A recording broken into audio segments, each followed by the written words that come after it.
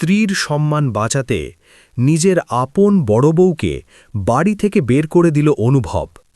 মাঝ রাতে সুবেব যখন অসুস্থ লাজুকে টেনে হিঁচড়ে নিয়ে যেতে চাইল, তখন রুখে দাঁড়াল অনুভব। কিন্তু লাজু কি পারবে সুদেবের ঘর ছেড়ে অনুভবের আশ্রয়ে ডাক্তার হওয়ার স্বপ্ন পূরণ করতে? নাকি বনলতার বিষাক্ত ষড়যন্ত্রে শেষ হয়ে যাবে একটা মেয়ের জীবন? অনুভবের কড়া মেজাজের সামনে বনলতা আর শ্রী চুপ করে গেলেও তাদের মনের ভেতরে যে বিষাক্ত পরিকল্পনা চলছে সেটা অনুভবের অজানা নয়। লাজু নিজের ঘরে বসে শুধু চোখের জল ফেলে আর ভাবে তার জীবনের গতিপথ কোন দিকে মোড় নিচ্ছে। অন্যদিকে সুদেব তার বাবার তাড়া খেয়ে অনিচ্ছা সত্ত্বেও অনুভবের বাড়ির দিকে রওনা দিলেও তার মাথায় ঘুরছে অন্য চিন্তা। সে নিজেকে অপমানিত বোধ করছে, কারণ অনুভব তার স্ত্রীকে নিজের বাড়িতে নিয়ে এসেছে। সুদেব যখন অনুভবের বাড়ির সামনে পৌঁছায় তখন রাত অনেকটাই হয়েছে। সে সজোরে বেল বাজাতে শুরু করলে দরজা খোলে খোদ অনুভব। সুদেবকে দেখা মাত্রই অনুভবের চোয়াল শক্ত হয়ে যায়। সুদেব চিৎকার করে বলতে থাকে, আমার বউকে এক্ষুনি আমার সাথে যেতে হবে। তোমরা কোন সাহসে অন্যের স্ত্রীকে আটকে রাখো? অনুভব শান্ত গলায় কিন্তু অত্যন্ত দৃঢ়ভাবে বলে, লাজু এখন অসুস্থ, আর সে এই মুহূর্তে কোথাও যাবে না। তুই যদি বেশি বাড়াবাড়ি করিস তবে আমি পুলিশ ডাকতে বাধ্য হব। সুদেব দমে না গিয়ে বলে, পুলিশ কি করবে? নিজের স্ত্রীকে বাড়ি নিয়ে যাওয়া কি অপরাধ? অনুভব পাল্টা যুক্তি দেয়, স্ত্রীকে না খেতে দিয়ে অসুস্থ করে ফেলা আর পরীক্ষার মাঝপথ থেকে তুলে নিয়ে আসাটা অবশ্যই অপরাধ। সুদেবের সাথে অনুভবের এই উত্তপ্ত বাক্য বিনিময় শুনে বাড়ির সবাই ড্রয়িং রুমে চলে আসে। জেঠুমণি সুদেবকে বোঝানোর চেষ্টা করেন যে লাজুর শরীরটা সত্যিই খুব খারাপ, এই অবস্থায় তাকে ট্রেনে করে নিয়ে যাওয়া সম্ভব নয়। কিন্তু সুদেব নাছোড়বান্দা। সে লাজুকে টেনে নিয়ে যাওয়ার জন্য ভেতরে ঢুকতে চাইলে অনুভব তাকে বাধা দেয়, আর ঠিক সেই মুহূর্তে লাজু কাঁপতে কাঁপতে ঘর থেকে বেরিয়ে আসে। তার ফ্যাকাশে মুখ আর দুর্বল শরীর দেখে সুদেবের মনে হয়তো একটু দয়ার উদ্রেক হতে পারত, কিন্তু তার অহংকার সবকিছুর ওপরে। লাজুকে দেখা মাত্রই সুদেব বলে, অনেক নাটক হয়েছে, এবার চল, অনেক হয়েছে। লাজু অনুভবের দিকে একবার তাকিয়ে সুদেবকে বলে, আমি তো যেতেই চেয়েছিলাম, কিন্তু অনুভববাবু আমাকে আসতে দেননি। তখন অনুভব গর্জে উঠে বলে, তুই ওর কাছে ক্ষমা চাইবি সুদেব, তুই ওর সাথে যা করেছিস তার জন্য তোর লজ্জা হওয়া উচিত।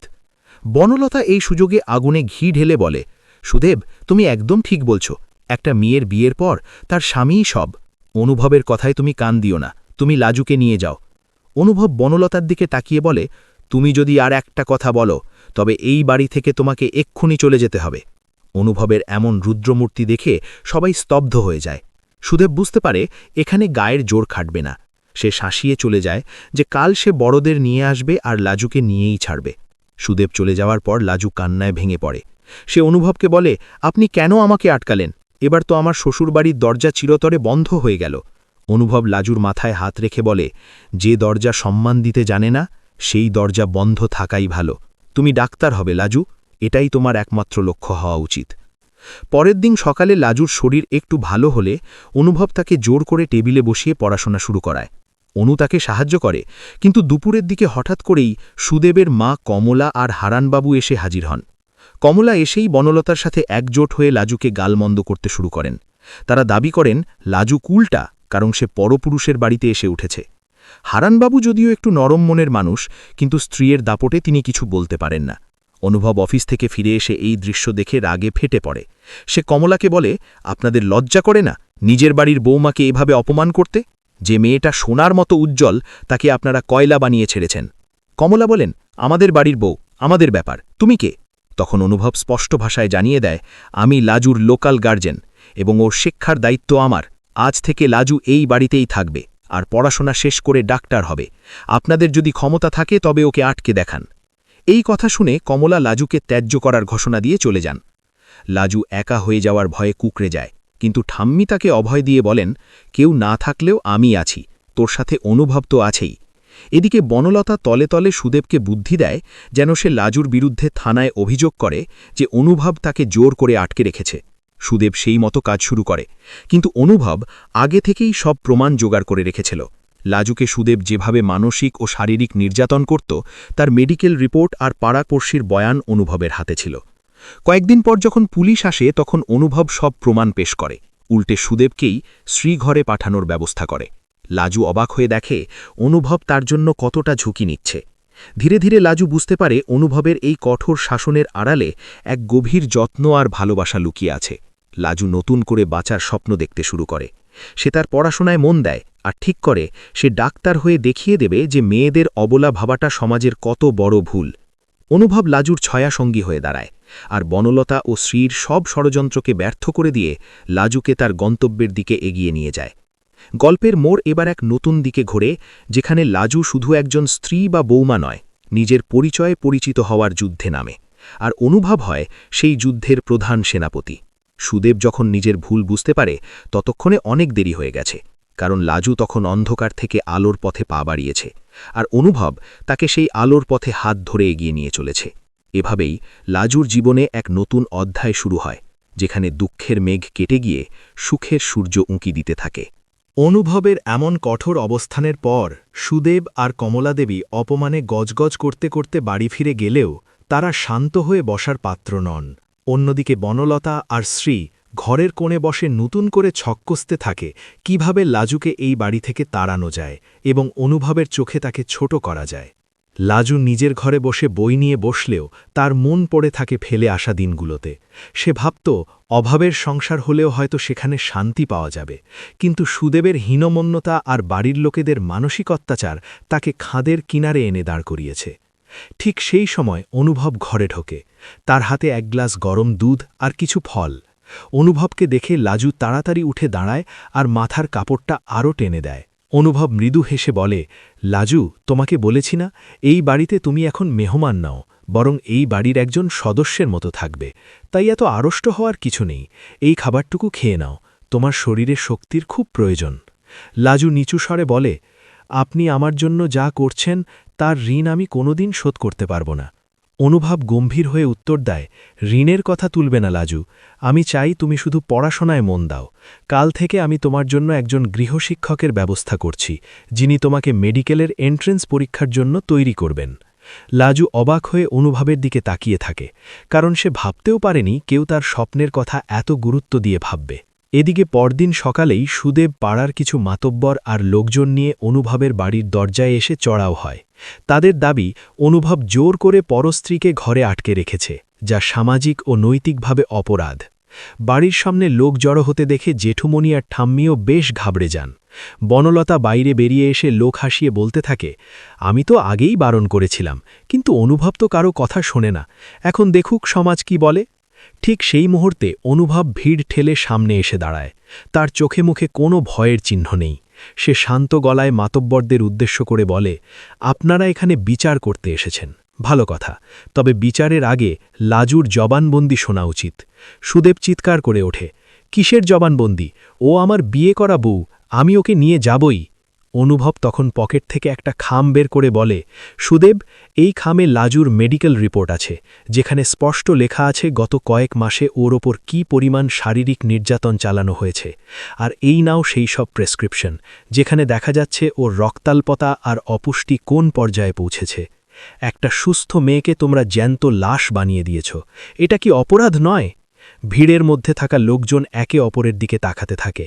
অনুভব আরও বলে, লাজু যদি আজ এই মুহূর্তে নিজের ইচ্ছায় তোমার সাথে যেতে চায় তবে আমি বাধা দেব না, কিন্তু যদিও না যেতে চায় তবে জোর করার অধিকার কারও নেই। পুলিশকে আমি সব জানিয়ে রেখেছি। এরপর অনুভব লাজুকে বাইরে ডেকে আনে। লাজু দেখল সুদেব রাগে ফুঁসছে, আর তার পাশে দাঁড়িয়ে থাকা লোকজন তাকে বিচারকের নজরে দেখছে। অনুভব লাজুর দিকে তাকিয়ে বলে, লাজু, তুমি যা বলবে আজ সেটাই হবে। তুমি কি সুদেবের সাথে ওই নরকে ফিরে যেতে চাও, নাকি নিজের পায়ে দাঁড়িয়ে ডাক্তার হওয়ার স্বপ্ন পূরণ করতে চাও? লাজু কিছুক্ষণ চুপ করে থেকে সুদেবের চোখের দিকে তাকায়। সেই চোখে ভালোবাসার লেশ মাত্র নেই, আছে শুধু অধিকারবোধ আর জেদ।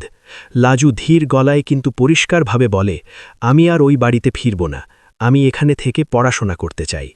লাজুর এই কথায় সুদেব হিতাহিত জ্ঞান হারিয়ে লাজুর দিকে তেড়ে যেতে চাইলে অনুভব মাঝপথে তাকে আটকে দেয় আর বলে, খবরদার সুদেব, আজ থেকে লাজু এই বাড়ির আমানত, ওর গায়ে আঁচ লাগলে আমি তোকে ছাড়ব না। জনতা তখন সুদেবের বিপক্ষে চলে যায় এবং তারা বুঝতে পারে অনুভবের উদ্দেশ্য মহৎ। সুদেবরা সেখান থেকে বিতাড়িত হলেও বনলতা থেমে থাকে না। সে সুদেবকে ফোন করে বলে, শোনো সুদেব, এভাবে হবে না, লাজুকে যদি কলঙ্কিত করা যায় তবেই অনুভব ওকে ত্যাগ করবে। তুমি এক কাজ করো, লাজুর নামে বাড়ায় নোংরা পোস্টার দাও আর বলো অনুভবের সাথে ওর অবৈধ সম্পর্ক আছে। বনলতার এই নীচ মানসিকতা শ্রীও সমর্থন করে। তারা ভাবেনি অনুভব তাদের ফোনের কথা আড়ালে দাঁড়িয়ে শুনে ফেলেছে। অনুভব রাগে ফেটে পড়লেও সে নিজেকে নিয়ন্ত্রণ করে। সে চায় এদের মুখোশ লাজুর সামনেই খুলুক। কয়েকদিন পর লাজুর পরীক্ষার ফল বের হয়। সে অভাবনীয় সাফল্য অর্জন করে, মেডিকেলে পড়ার সুযোগ পায়। সারা বাড়িতে খুশির আমেজ ছড়িয়ে পড়ে। এমনকি জেঠুমনি আর ঠাম্মিও লাজুকে আশীর্বাদ করেন। কিন্তু বনলতা আর শ্রী মুখ কালো করে বসে থাকে। অনুভব লাজুকে নিয়ে শহরে যায় ভালো কলেজে ভর্তি করাতে। সেই সুযোগে বনলতা সুদেবকে নিয়ে বাড়িতে ঢোকে। তারা লাজুর ব্যাগ থেকে কিছু প্রয়োজনীয় কাগজপত্র আর গয়না সরিয়ে ফেলার চেষ্টা করে, যাতে তাকে চুরির অপবাদে ফেলা যায়। কিন্তু অনুভব ভিড়ে এসে হাতে নাতে তাদের ধরে ফেলে। সে সবার সামনে বনলতার ফোন বের করে তার আর সুদেবের কথোপকথনের রেকর্ডিং শুনিয়ে দেয়। বাড়ির সবাই স্তব্ধ হয়ে যায়। জেঠুমনি বনলতাকে ধিক্কার দিয়ে বলেন, তুমি এই বাড়ির বড় বউ হয়ে এত নীচ কাজ করতে পারলে বনলতা? বনলতা কোনো উত্তর দিতে পারে না, আর অনুভব সুদেবকে ঘাড় ধাক্কা দিয়ে বের করে দেয়। লাজু বুঝতে পারে তার চারপাশে কত শত্রু, কিন্তু অনুভবের মতো একজন ঢাল যতক্ষণ আছে ততক্ষণ তাকে কেউ স্পর্শ করতে পারবে না। অনুভব লাজুকে বলে, লাজু, তোমার লড়াই মাত্র শুরু হলো। সমাজ তোমাকে অনেক কথা বলবে, তোমার চরিত্র নিয়ে প্রশ্ন তুলবে, কিন্তু মনে রাখবে তোমার সাফল্যই হবে তাদের মোক্ষম জবাব। লাজু চোখের জল মুছে অনুভবের দিকে তাকিয়ে হাসে। সেই হাসিতে ছিল এক বুক আত্মবিশ্বাস আর কৃতজ্ঞতা। এর মধ্যে গল্পের মোড় আরও ঘনীভূত হয় যখন দেখা যায় সুদেবের মা কমলা দেবী হঠাৎ খুব অসুস্থ হয়ে পড়েছেন। সুদেব কোনো সাহায্য করতে পারছে না, আর ঠিক সেই সময় লাজুকে খবর দেওয়া হয়। লাজু কি তার ওপর হওয়া সব অন্যায় ভুলে গিয়ে ওই বাড়িতে সেবা করতে যাবে, নাকি নিজের কেরিয়ার নিয়ে এগিয়ে যাবে? অনুভব তাকে বলে, সিদ্ধান্ত তোমার লাজু, আমি তোমার ওপর কিছু চাপিয়ে দেব না। লাজু তখন বড় মনের পরিচয় দিয়ে সুদেবের বাড়িতে যায়, শুধু একজন হবু ডাক্তার হিসেবে নয়, একজন মানুষ হিসেবে। সে কমলা দেবীর সেবা করে সুস্থ করে তোলে। লাজুর এই নিঃস্বার্থ ভালোবাসা দেখে কমলা দেবীর চোখ খুলে যায়। তিনি নিজের ভুলের জন্য অনুতপ্ত হন এবং লাজুকে বুকে জড়িয়ে ধরেন। তিনি সুদেবকে শাসন করেন এবং লাজুকে স্বাধীনভাবে বাঁচার অধিকার দেন। অনুভব দূর থেকে এই দৃশ্য দেখে তৃপ্তির হাসি হাসে। সে জানত লাজুর জয় শুধু পরীক্ষায় নয়, জীবনের প্রতিটি পরীক্ষায় হবে এভাবে। লাজু তার হারানো সম্মান ফিরে পায়, আর অনুভব হয়ে ওঠে তার জীবনের ধ্রুবতারা। তাদের সম্পর্কের রসায়ন সমাজকে এক নতুন শিক্ষা দেয় যে ভালোবাসা মানে শুধু কাছে পাওয়া নয়, বরং কাউকে তার লক্ষ্যে পৌঁছে দেওয়ার নামই হল প্রকৃত ভালোবাসা। লাজু ডাক্তার হয়ে ফিরে আসার পর অনুভবের বাড়িতে বড় করে উৎসব হয়, আর সেই উৎসবে সবার মধ্যমণি হয়ে থাকে লাজু, যে একসময় ছিল অবহেলিত আর আজ সে সবার গর্বের প্রতীক।